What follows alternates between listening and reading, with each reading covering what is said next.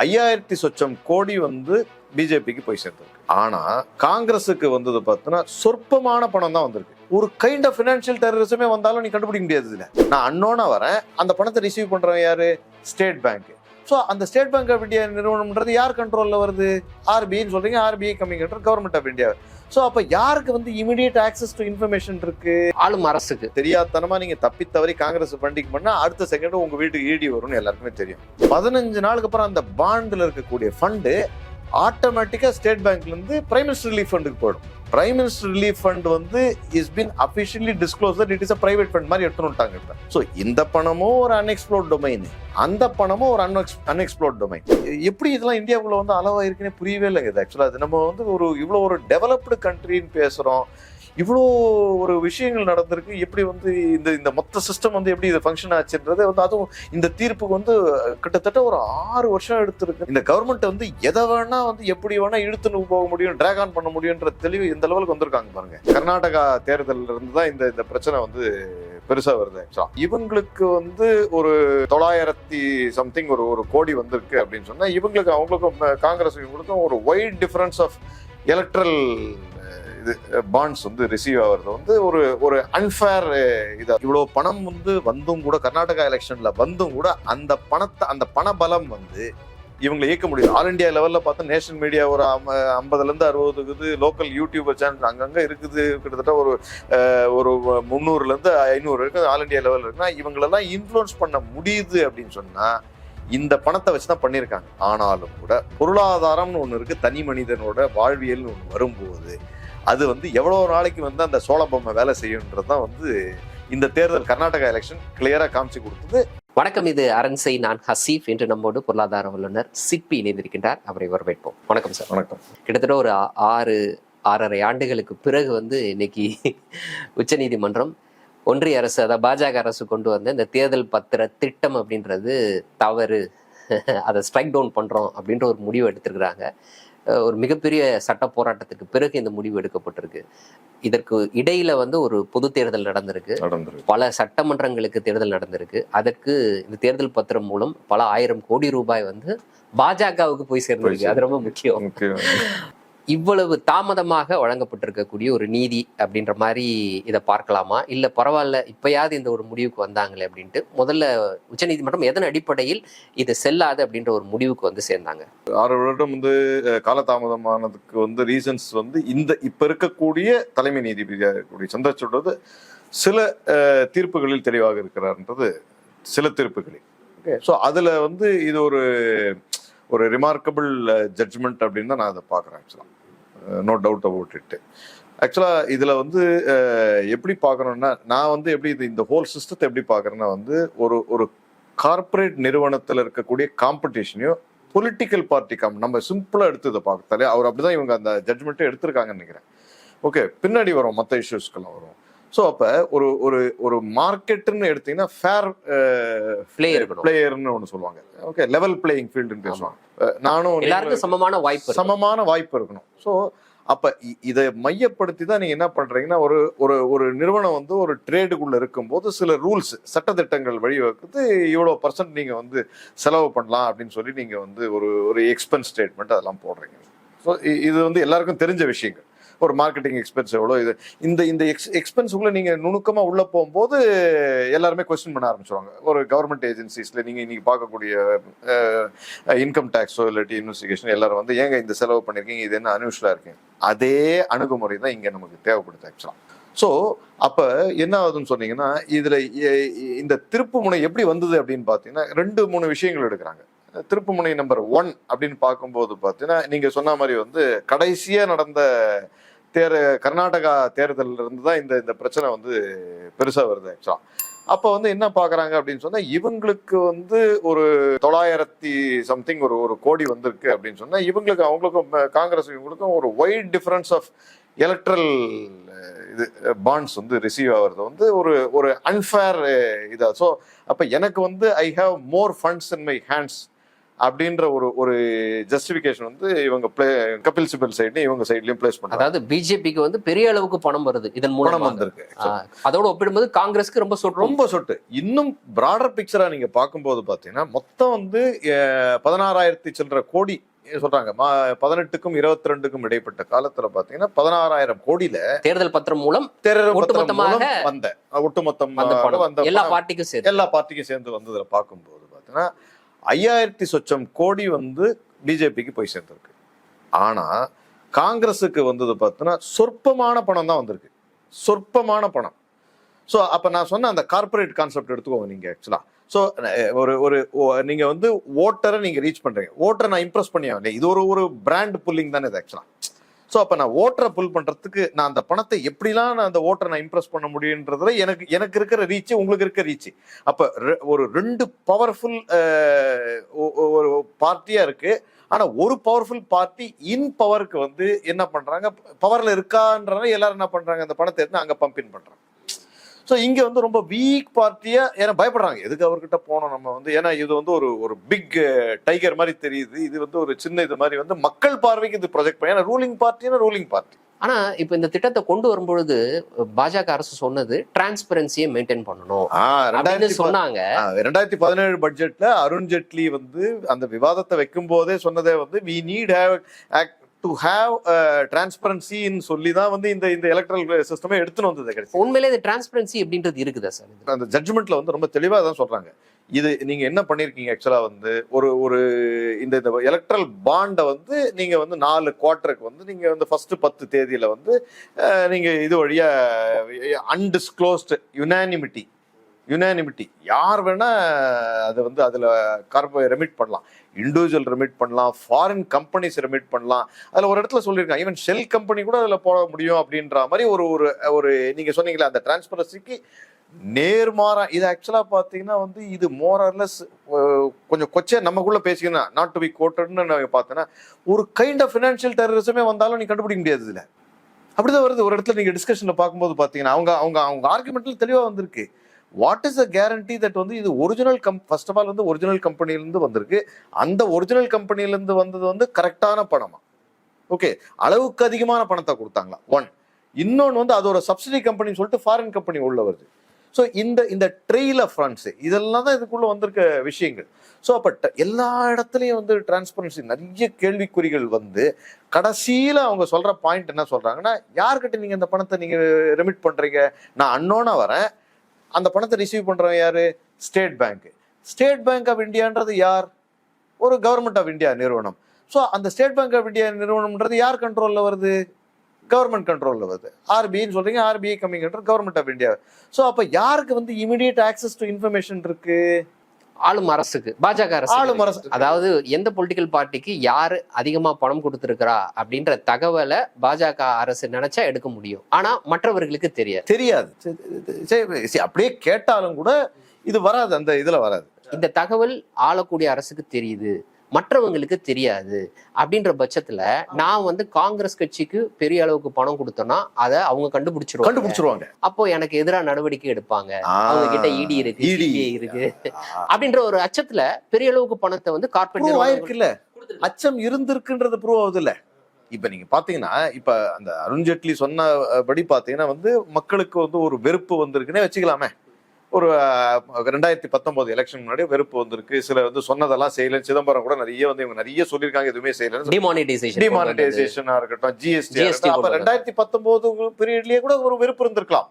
ஆனா இருந்தாலும் இந்த ஒரு பிரச்சனைனால எதுக்கு நம்ம வந்து இங்க போய் வந்து பணத்தை கொடுத்து நம்ம வந்து அன்னசரியா பிரச்சனையை வந்து வளர்த்துக்கிறது அப்படின்ற ஒரு தயக்கத்துலதான் வந்து என்ன இருக்கு, அதோட வெளிப்பாடு தான் வந்து 16,000 சில்லற கோடியில 53% வந்து சங்க் ஆஃப் த ஃபண்ட்ஸ் வந்து அதுதான் இன்னைக்கு ஆர்குமெண்ட்ல மெயின் பாயிண்டா, சங்க் ஆஃப் த ஃபண்ட் வந்து பிஜேபிக்கு தான் போயிருக்கு, சொற்ப பணம் தான் காங்கிரஸுக்கு போயிருக்குது.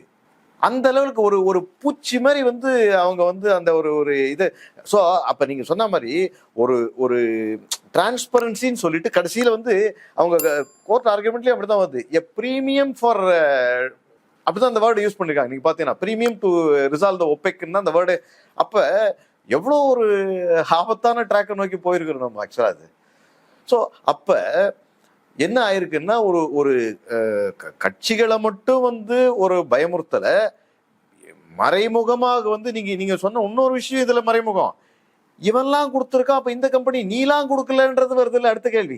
ஓகே, நீ அப்படி பாருங்க நீங்க. ஓகே, இந்த கம்பெனி எனக்கு கொடுத்துருக்கு, நீ ஏன் கொடுக்கல அப்படின்ற தகவலும் பிஜேபி அப்ப கொடுக்கலன்னா நீ இப்ப அவனுக்கு இது என்னது, நீ ஏன் சைலண்டா இருந்த? நீ ஒரு 10 நீ இந்தியாவில் எடுத்தீங்கன்னா வந்து ஒரு 10 லட்சம் கோடி நிறுவனங்கள்னு பாத்தீங்கன்னா பெரிய பெரிய நிறுவனங்கள்லாம் இருக்கு. சரி, நான் கொடுக்காம இருக்க முடியும்னு கேட்டீங்கன்னா முடியாது. இப்ப நீங்க இன்டைரக்டா என்ன வந்து இது பண்ண வைக்கிறீங்களா நீங்க? இது மிக மிக ஆபத்தான இதுங்க. பொதுவா வந்து இந்த சிஸ்டம் கொண்டு வரும் பொழுது எப்படி கொண்டு வந்தாங்க ஆக்சுவலா, எப்படி வந்து இப்போ ஒரு நபர் இல்லைன்னா ஒரு கம்பெனி வந்து ஒரு பொலிட்டிக்கல் பார்ட்டிக்கு நான் ஃபண்ட் பண்ணணும்னு நினைச்சா இந்த தேர்தல் பத்திரத்தை எப்படி வாங்கி எப்படி அவங்களுக்கு கொடுக்க முடியும், அவங்களுடைய அந்த பிரைவசி இல்லைன்னா கொடுத்த நபர் இவர் தான் அப்படின்றது எப்படி வந்து ரகசியம் காக்கப்படுது? முதல்ல வந்து ஆக்சுவலா ரகசியம் காக்கப்படுதுன்னு சொல்றதுக்கு முன்னாடி எடுத்த ஃபர்ஸ்ட் ஸ்டெப் என்ன பண்ணாங்கன்னு சொன்னா கம்பெனிஸ் ஆக்ட் வச்சுங்களா, ஐடி ஆக்ட், இது எல்லாத்தையுமே வந்து தெளிவா கிளியர் கட்டா மாத்திருக்கிறாங்க. ஏன்னா வந்து இந்த ஃபண்ட்ஸை வந்து ரிசீவ் பண்ணணும், கார்பரேட்ல இருந்து ரிசீவ் பண்ணணும்ன்றத சில மேஜர் அமெண்ட்மெண்ட்டை ஃபினான்ஸ் ஆக்ட் வழியாக எடுத்துன்னு வந்துட்டாங்க, பட்ஜெட்டோட சேர்த்து எடுத்துன்னு வந்தாச்சு. ஸோ அப்போ என்ன ஆயிடுதுன்னு சொன்னீங்கன்னா, ஸோ ஃபினான்ஸ் ஆக்ட் நீங்க மாத்தினவனே ஆயிடுது, கம்பெனிக்கு என்னென்ன ரெஸ்ட்ரிக்ஷன்ஸ் ஒரிஜினலா இருந்ததோ அவங்களுக்கு சில டிஸ்க்ளோஷர் நார்ம்ஸ்லாம் இருந்தது. எங்கெங்க ஃபண்ட்ஸை நீங்க ஸ்பெண்ட் பண்றீங்கன்னு சொல்லிட்டு they must be very clear schedules வழியா நீங்க சொல்லின்னு வரணும். ஆக்சுவலா நீங்க பிஎன்எல் பேலன்ஸ் ஷீட் நீங்க பார்க்கும்போது பாத்தீங்கன்னா ஃபண்ட்ஸ் எங்கெங்க நீங்க வந்து ஒரு ஒரு மாசத்துக்கும் சரி வருடத்துக்கும் சரி நீங்க கிளியர் கட்டா டிஸ்க்ளோஸ் பண்ணலாம். இதுல அது மட்டும் கிடையாது. ஆக்சுவலா நீங்க பாத்தீங்கன்னா நீங்க இப்ப சப்போஸ் நீங்க பேங்க் லோன் எடுக்கிறீங்க அப்படின்னு சொன்னீங்கன்னா, ஒரு பேங்க் லோன் எடுத்ததுக்கு அப்புறம் நீங்க வந்து எவ்ரி குவார்டர்லி உங்களுக்கு ஒரு சிஏ ஸ்டேட்மெண்ட் ஒன்று உண்டு. அதுல பாத்தீங்கன்னா அந்த ஃபண்ட்ஸ் நீங்க எப்படி நீங்க வந்து நாங்க எப்படி சொல்றோம், கேஷ் இன்ஃப்ளோ அவுட்ஃப்ளோ ஸ்டேட்மெண்ட் அப்படி சொல்லுவோம். அந்த ஃபண்ட் இது இருக்கு இல்லையா, டிஸ்போசிஷன் இருக்குல்ல, அதை நம்ம டிரான்ஸ்பரண்டா டிஸ்க்ளோஸ் பண்ணோம். இப்ப அதெல்லாமே அதுல அடிபட்டு போயிடுச்சு. ஸோ அப்படின்னா இப்போ ஒரு கம்பெனி வந்து நான் எந்த பொலிட்டிக்கல் பார்ட்டிக்கு எவ்வளவு கொடுத்தேன் அப்படின்ற தகவலை தன்னுடைய பேலன்ஸ் ஷீட்ல சொல்ல வேண்டிய தேவையில்லை. இது கொண்டு வந்ததுக்கு பிறகு இதுக்கு முன்னாடி வந்து சொல்ல வேண்டிய தேவை. ஸோ அப்ப நான் முதல்ல நம்ம பேசின ஆர்குமெண்ட் அப்ப ப்ரூவ் ஆயிடுதா? அப்ப நான் பேருக்கு ஒரு கம்பெனின்னு கிரியேட் பண்ணிட்டு நான் அதுல வரவு செலவுன்னு ஒன்று காமிச்சிட்டு நான் எனக்கு வந்து ஏதோ ஒரு பணத்தை உள்ள வர வைக்கிறேன். அது பேங்க் லோனா இருக்கட்டும், இல்ல வந்து ஒரு பிரைவேட் ஈக்விட்டி வழியா உள்ள வர இருக்கட்டும். ஆனா அது எங்க நான் காமிக்கிறேன்றத வந்து எவ்வளவு வேணா கொடுக்கலாம். அதுல இப்ப எங்க நான் ஸ்பெண்ட் பண்ணேன்னு சொல்ல வேண்டிய அவசியம் இல்ல. அப்ப அது கம்பெனின்னு சொல்லுவீங்களா, அது என்னன்னு சொல்லி ஷெல் கம்பெனின்னு சொல்லுவீங்களா? அப்ப பிஜேபிக்கு நான் ஃபண்ட் பண்ணணும்னு நினைச்சேன்னா, மாட்டிக்காம ஃபண்ட் பண்ணணும்னு நினைச்சேன்னா, நான் ஒரு கம்பெனியை தொடங்கி பேருக்கு அந்த கம்பெனியின் மூலமா நான் இதை செலவு பண்ணேன்னு சொல்லிட்டா போதும். அது பிஜேபிக்கு நான் வந்து கொடுத்தேன்னு சொல்ல வேண்டிய தேவை இருக்காது. அப்படிதான் இவ்வளவு பெரிய பணம் போய் சேர்ந்திருக்க வாய்ப்பு. அப்படிதான் போயிருக்கு. அப்படிதான் ப்ரூவ். இப்ப என்ன ஆச்சு, இதுல நிறைய மர்மங்கள் வருதுங்க. ஆக்சுவலா இன்னொரு அடுத்து இது நம்ம பேசல பாருங்க. என்னன்னா இந்த பாண்ட்ல நம்ம ஒரு இன்ட்ரெஸ்டிங்கான பார்ட் வருது. என்ன சொல்றான், கரெக்டா நீங்க அந்த நீங்க பாண்ட் வந்து நீங்க இஷ்யூ பண்ணி 15 நாள் தான் அந்த பாண்டோட வேலிடிட்டி. அதுக்கப்புறம் என்ன ஆகுது, அந்த பாண்டு என்ன கிளவரா பண்ணிருக்காங்க பாருங்க. அந்த கிளாஸ் 15 நாளுக்கு அப்புறம் அந்த பாண்ட்ல இருக்கக்கூடிய ஃபண்டு ஆட்டோமேட்டிக்கா ஸ்டேட் பேங்க்ல இருந்து பிரைம் மினிஸ்டர் ரிலீஃப் ஃபண்டுக்கு போயிடும். நீங்க அந்த ஆங்கிள் இப்ப இதுல வருதா பாருங்க, வரல ஆல்ரெடி வந்து. ஆனா சுப்ரீம் கோர்ட்ல அது ஒரு பாயிண்ட் வந்திருக்கு. என்ன சொல்றாங்கன்னா, பிரைம் மினிஸ்டர் ரிலீஃப் ஃபண்ட் வந்து is been officially disclose that it is a private fund மாதிரி எடுத்துன்னு வந்துட்டாங்க இப்ப. சோ இப்ப இங்க இருந்து போற அங்க ஃபண்டும் ஒரு அன்எக்ஸ்ப்ளோர்டு டொமைன் மாதிரி ஆயிடுச்சு இப்ப. சோ இந்த பணமும் ஒரு அன்எக்ஸ்ப்ளோர்ட் டொமைன், அந்த பணமும் ஒரு அன்எக்ஸ்ப்ளோர்ட் டொமைன். சரி, இப்போ இந்த சட்டம் திருத்தம் அப்படின்னு நீங்க சொன்னீங்க, வெறும் நம்ம தேர்தல் பத்திரம் மட்டும் பேசிக்கிட்டு இருக்கோம். தேர்தல் பத்திரத்தை கொண்டு வரும் பொழுது ஐடி ஆக்ட் திருத்தப்பட்டது, அதே போல் கம்பெனிஸ் ஆக்ட் திருத்தப்பட்டது, அப்புறம் பீப்புள் ரெப்ரசன்டேட்டிவ் ஆக்ட் திருத்தப்பட்டது. இந்த திருத்தங்கள் எல்லாம் வந்து அவங்க எப்படி கொண்டு வந்தாங்க, எதிர்கட்சிகள் எப்படி இதுக்கு அனுமதி கொடுத்தாங்க அந்த டைம்ல 2017? அன்னி காலகட்டத்தில் என்ன சொல்லிட்டாங்க, டிரான்ஸ்பரன்சியா இருக்கணும்னு சொல்லி தான் வந்து நீங்க வந்து எல்லா அப்போசிஷன் தான் உள்ள எடுத்துன்னு வந்து பட்ஜெட்ல, ஏன்னா அப்போசிஷன் உட்காரும் போது நாட்டுக்கு வந்து எல்லாருக்குமே ஃபண்ட்ஸ் தேவை, உங்களுக்கும் தேவை ஃபண்ட்ஸ் தேவை, எங்களுக்கும் தேவை, சிபிஐக்கு கம்யூனிஸ்ட் பார்ட்டிக்கு தேவைன்னு சொல்லி தான் நீங்க பட்ஜெட் சரி ஓகே எல்லாமே நல்லபடி தான் நடக்க போகுது அப்படின்ற ஒரு பிக்சரை கிரியேட் பண்ணியாச்சு. ஸோ அப்போ டிபேட்டுக்கு வரும்போது எல்லாருமே சரி ஓகே எலக்ட்ரல் பாண்ட் தானே எல்லாருக்கும் வரப்போகுது அப்படின்னு நினைச்சாங்க. அது வந்து பட்ஜெட்டோட பட்ஜெட்டா வந்துருச்சு. ஸோ அப்போ பட்ஜெட்டோட பட்ஜெட்டா வரும்போது என்ன ஆயிடுச்சு, சரி ஓகே இது வந்து ஒரு ஏதோ கிளீனிங் அப் சிஸ்டம் பண்றாங்க போல இருக்குது. இது மோரலஸ் நீங்க சொல்ற இது வந்து எப்படின்னா டிமானிட்டைசேஷன் இவங்க எடுத்த ஸ்டாண்டுக்கு இது பாருங்க. அதே மாதிரிதான் டிமானிட்டைசேஷன் என்ன சொன்னாங்க, நாங்க பிளாக் மணியை கிளீன் அப் பண்ண போறோம்னு சொன்னாங்க. 17.65 lakh crore கிளீன் பண்ணாங்க, மறுபடியும் செகண்ட் டிமானிட்டைசேஷன் எடுத்துனீங்க. அந்த கிளீனப் கதை தான் இந்த எலக்ட்ரல் பாண்டு கதை. ஸோ எலக்ட்ரல் பாண்ட்ல நீங்க சொன்ன கதை என்ன? இப்ப நாட்டுல வந்து சுத்தமான ஃபண்ட் எடுத்து வந்து எலக்ட்ரல் பார்ட்டிக்கு பண்ண போறோம், ஃபேர் பிளேயிங் ஃபீல்டு கிளியர் பண்ண போறோம்னு சொல்லி தான் பண்ணிருக்கீங்க. ஆனா ஃபேர் பிளேயிங் ஃபீல்டு கிளியர் ஆகல. ஏன்னா வெளித்தோற்றத்துல எல்லாருக்குமே தெரியும், தெரியாதனமா நீங்க தப்பி தவறி காங்கிரஸ் ஃபண்டிங் பண்ணா அடுத்த செகண்ட் உங்க வீட்டுக்கு இடி வரும்னு எல்லாருக்குமே தெரியும். என்ன அழகா சிஸ்டத்துக்குள்ளேயே அழகா இந்த எலக்ட்ரல் பாண்ட் எடுத்துன்னு வந்து கிளீனா பண்ணிருக்காங்க. ஆனா என்னன்னா இவங்க வந்து சக்சஸ்ஃபுல்லா ஒரு எலெக்ஷனை கிராஸ் பண்ணிட்டாங்க. ஏன்னா அன்னைக்கு இருந்த காலகட்டத்துல இவங்களால அழுத்தம் கொடுக்க முடியல நீதித்துறை வரையா. இன்னைக்கு இருந்த காலகட்டத்துல பார்க்கும்போது நீதித்துறை வந்து இது வந்து சரியா வராது, இதுக்கு வந்து முடிவு கட்டியே தீரணும். அவங்க யூஸ் பண்ணிருக்க வேர்ட்ஸ் ரொம்ப ஹார்ஷான வேர்ட்ஸுங்க. ஆக்சுவலா பார்த்தோன்னா அன்கான்ஸ்டிடியூஷனல் அப்படின்ற வேர்டு.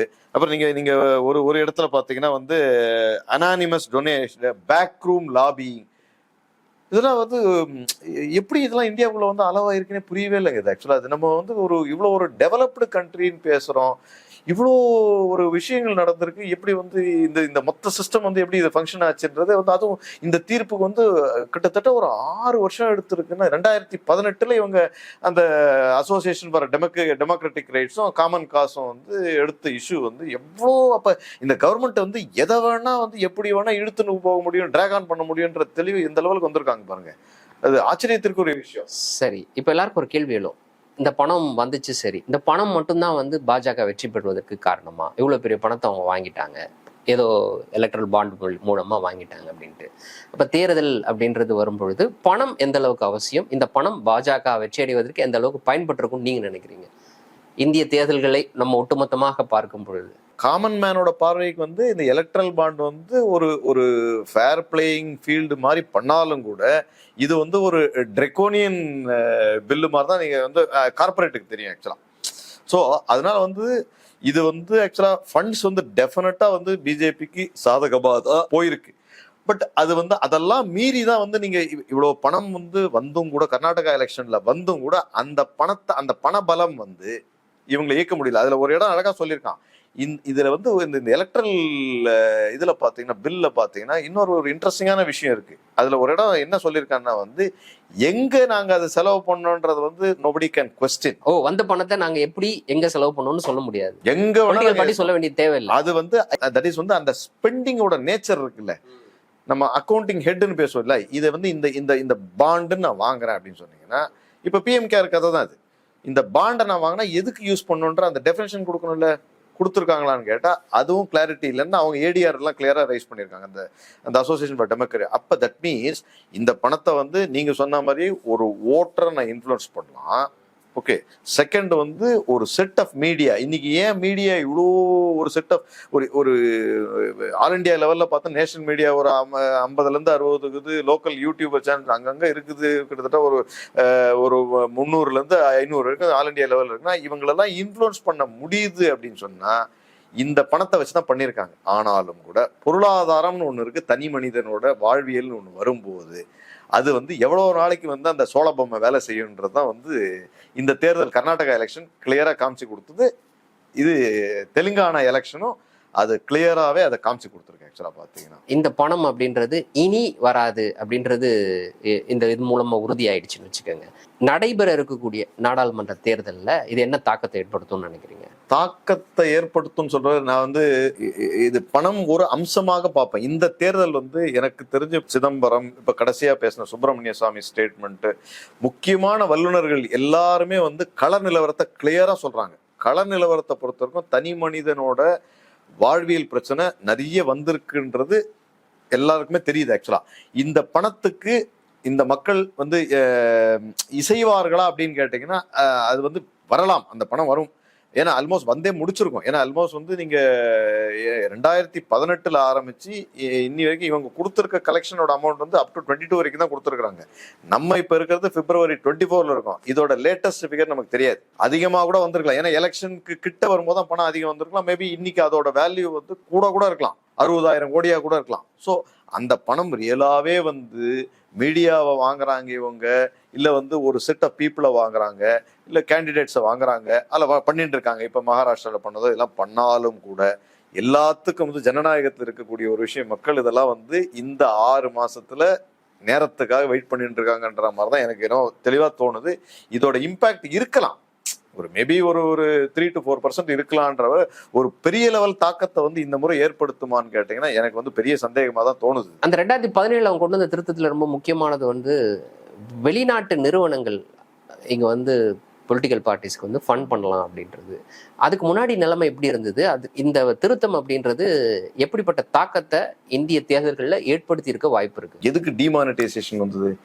டிமானிட்டைசேஷன் எடுத்துன்னு வந்ததே மெயினா எதுக்குன்னா ப்ராபப்ளி ஒரு கரன்சி ஃபார்ம் மூலியமா உள்ள வந்து இந்தியாவுக்குள்ள ஒரு கைண்ட் ஆஃப் மணி லாண்டரிங் நடந்திருக்குமோ அப்படின்றது. பட் அது மூலியமா கிடையாது. பட் ஒரு காம்பனண்ட். இன்னொரு அம்சம் தான் என்ன சொல்றோம் நம்ம ஆக்சுவலா வந்து இவங்களே ஆக்சுவலா ஒரு பீரியட்ல சொன்னாங்க, இல்ல நாங்க வந்ததுக்கு அப்புறம் வந்து இப்ப வந்து ஷெல் கம்பெனிஸ்லாம் கிடையாது, ஹவாலா கம்பெனிஸ்லாம் கிடையாது, எல்லாமே வந்து ஒரு முறை ஐ திங்க் பார்லிமெண்ட்ல டிபேட்ல கூட அவர் பேசியிருந்தாரு, எங்க பீரியட்ல வந்து இப்ப ஹவாலா கம்பெனிலாம் எதுவுமே வந்து கிடையாது அப்படின்னு. இப்ப கேள்வி ரைஸ் ஆகுறது இந்த இடத்துல நீங்க இந்த டிரான்சாக்ஷன் எடுத்து பார்க்கும்போது பாத்தீங்கன்னா அப்ப வெளித்தோற்றத்துக்கு மணி லாண்டரிங்க ஸ்டாப் பண்ண மாதிரி தோணுது. ஆனா வந்து உள்ளுக்குள்ள அந்த சட்ட நுணுக்கங்களை படித்து பார்க்கும்போது பாத்தீங்கன்னா நீங்க எங்க இருந்து அந்த பணத்தை ட்ரெயில் ஆஃப் ஃபண்ட்ஸ் எடுத்துன்னு வரீங்க, சப்சிடரி கம்பெனி ஃபாரின் கம்பெனில இருந்து எடுத்துன்னு வரீங்கன்றத வந்து யாருக்கும் நீங்க சொல்ல வேண்டாம். நீங்க சப்சிடரி கம்பெனி இதுக்குள்ள பே பண்ணலாம், பாண்டை வாங்கி பே பண்ணலாம். Subsidiary company parent company India எடுத்துன்னு வந்து உள்ள நீங்க பே பண்ணலாம்னு சொல்லும் போது அப்ப ஆப்வியஸா வந்து மணி லாண்டரிங் வந்து இதுல பெரிய லெவல்ல இருந்திருக்கே. ஸ்கோப் இஸ் வெரி வைட் ஆக்சுவலா. ஸோ அப்ப மணி லாண்டரிங்கும் இதுல வந்து கரெக்ட் பண்ணியிருக்க வேண்டியது. ஆனா வந்து மணி லாண்டரிங் வந்து பெரிய லெவல்ல வந்து ஆயிருக்கிறதுக்கான வாய்ப்பு மிக அதிகம். இன்றைய தினம் எங்களோடு இணைந்து பல்வேறு தகவல்களையும் கருத்துக்களையும் பகிர்ந்து கொண்டமைக்கு மிக்க நன்றி சார். மீண்டும் ஒரு நேர்காணலில் சந்திப்போம். நன்றி நண்பர்களே.